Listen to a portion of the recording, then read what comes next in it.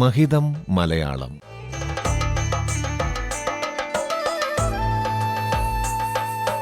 മലയാള ഭാഷയുടെ മഹിമകൾ കേട്ടറിയാൻ ഒരു സർഗയാത്ര.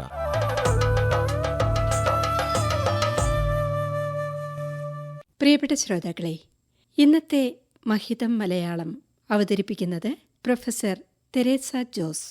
മുൻകാലങ്ങളിൽ സാധാരണക്കാരായ നാട്ടിൻപുറത്തുകാരുടെ നാവിൽ കയറിക്കൂടിയ ചില വാക്കുകളെയും പ്രയോഗങ്ങളെയും ഓർമ്മിച്ചെടുക്കുകയാണ്. ഈ വാക്കുകളിലധികവും പുതിയ കാലത്തിനും പുതിയ തലമുറയ്ക്കും അന്യമാണ്. പരിഷ്കൃതരല്ലാത്ത, വൈജ്ഞാനികരല്ലാത്ത മുൻതലമുറ കുറ്റപ്പെടുത്തുന്നതിനും ചിലപ്പോൾ തിരുത്തുന്നതിനും ഉപയോഗിച്ചവയാണ് ഈ വാക്കുകളിൽ മിക്കതും. കുന്തളിപ്പ് എന്നാൽ വിരൽ കുത്തി നടക്കുക എന്നാണ് അർത്ഥം.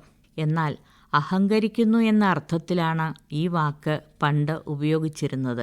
കുംബാസ് അഥവാ കൊമ്പാസ് എന്ന വാക്കും പൊങ്ങച്ചം, ഗമ എന്നീ അർത്ഥത്തിലാണ് ഉപയോഗിച്ചത്. കുന്നായ്മ എന്ന വാക്കിൻ്റെ അർത്ഥം പിശുക്ക് എന്നാണ്.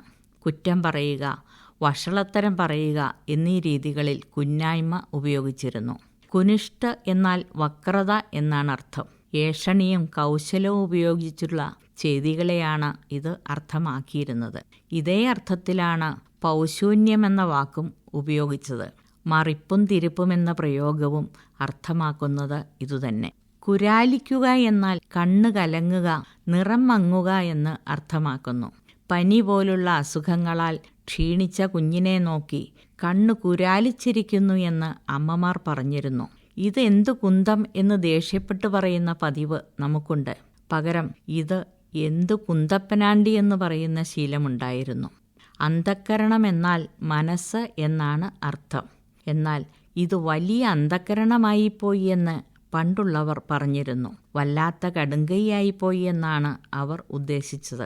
അണ്ടനും അടകോടനും എന്ന പ്രയോഗം മിടുക്കും കഴിവും കുറഞ്ഞവരെയും നിലവാരത്തിൽ താഴ്ന്നവരെയും ഉദ്ദേശിച്ചുള്ളതാണ്. കിണം കുറിക്കുക എന്നാൽ ദുസ്വഭാവം കാണിക്കുക. കുന്തം പിടിപ്പിക്കുക എന്നാൽ അബദ്ധത്തിലാക്കുക. കുമ്പിട്ട് കുഴിയിലിറക്കുക എന്നാൽ ചതിക്കുക.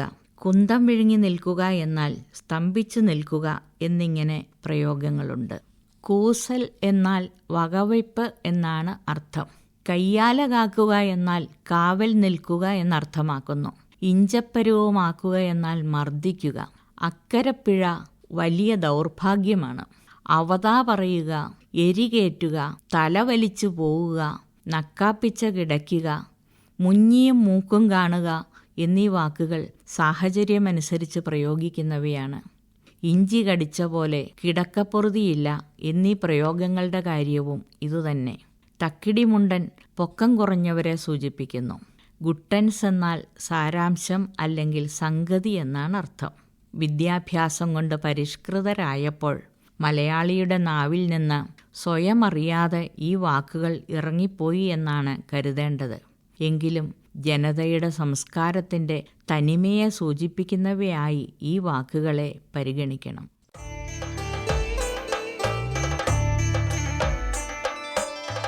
മഹിതം മലയാളം.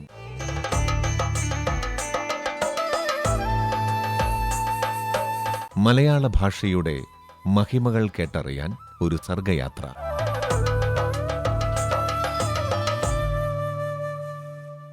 മഹിതം മലയാളം എല്ലാ ദിവസവും രാവിലെ 7 മണിക്കും രാത്രി 8:50-നും